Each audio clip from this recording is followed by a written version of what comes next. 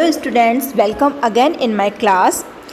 आज के वीडियो में हम पढ़ेंगे आपकी बी हाइव बुक का third poem rain on the roof. बहुत ही इंटरेस्टिंग पोयम है, तो चलिए सबसे पहले इसका इंट्रोडक्शन देखते हैं।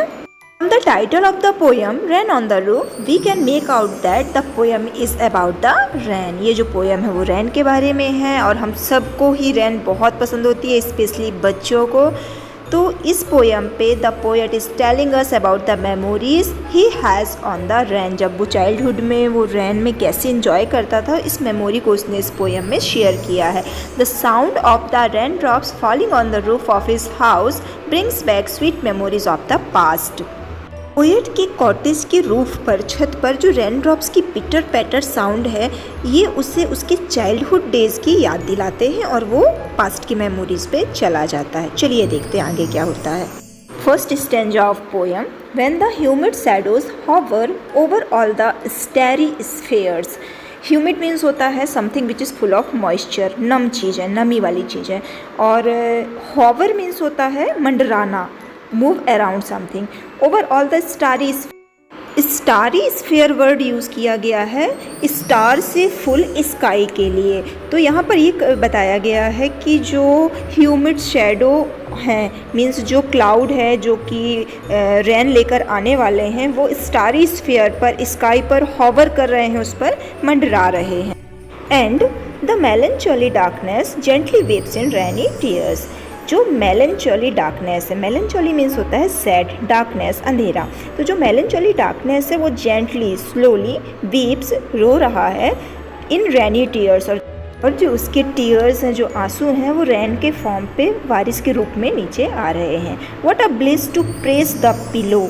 और ये कितना ब्लिसफुल है, कितना हैप्पी लगता है ये कि जब हम ऐसे कंडीशन पे बारिश में प्रेस द पिलो, अपनी तकिया को दबा करके of a cottage chamber bed, cottage के चैम्बर के बेड पर जो पिलो है उसे दबा करके जब हम लेटे हुए होते and lie listening to the patter of the soft rain overhead. तो हम अपने कॉटेज के चैम्बर के बेड पर अपने पिलो को प्रेस करते हुए, लेटे हुए, जो रैन की पिटर पैटर साउंड है, जो उसकी पट पट की आवाज़ है, जो कि ओवरहेड हमारे ऊपर छत पर सुनाई देती है, हम उसे सुनते हैं।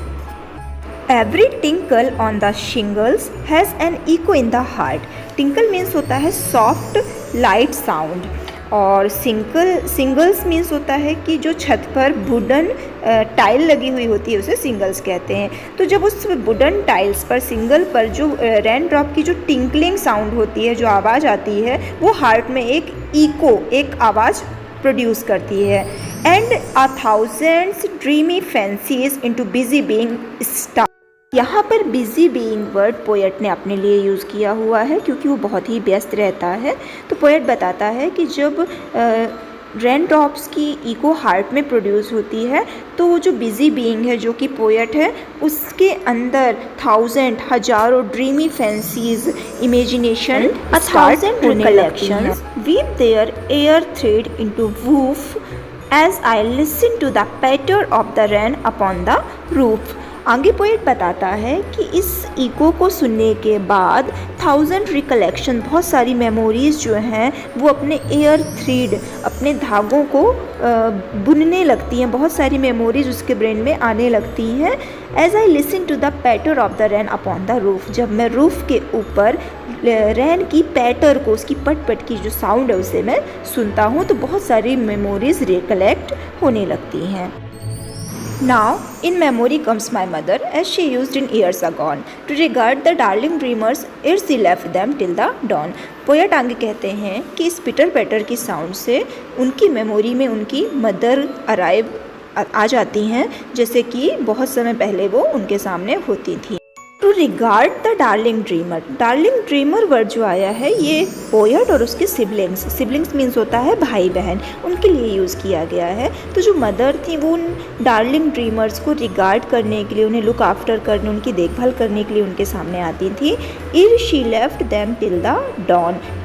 इर मीन्स होता है बिफोर, और जब तक कि वो उन्हें डॉन मीन्स अर्ली मॉर्निंग का जो टाइम होता है उसे डॉन कहते हैं, जब तक कि वो उन्हें अर्ली मॉर्निंग तक सोने के लिए छोड़ करके ना चली जाए, जब तक वह उनके सामने उनके साथ होती थी।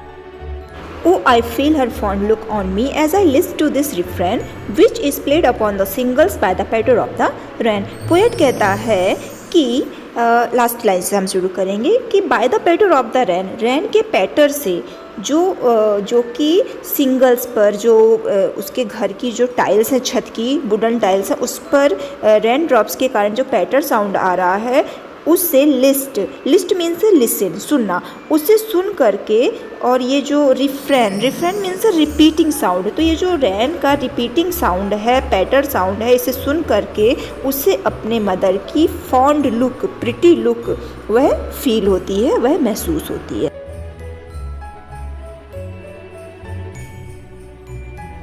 In thinking about the poem, we have first question to explain the meaning of given phrase.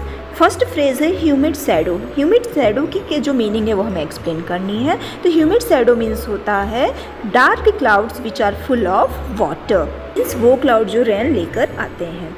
Second phrase है starry sphere. Starry sphere word जो है वो यूज़ किया गया है to the sky at night time which is full of star. Night के time पर sky जब स्टार से फुल होता है उसके लिए starry sphere word phrase use किया गया है। थर्ड है what a bliss. What a bliss phrase का मतलब होता है ब्लिसफुल और वी कैन से ब्लेसिंग्स और happiness. Fourth sentence is 1000 dreamy fancies into busy being start. That means that people start having varied sweet dreams, कि इंसान जो है वो कल्पनाओं में खो जाता है और वेराइड कई तरह के स्वीट ड्रीम्स देखने लगता है।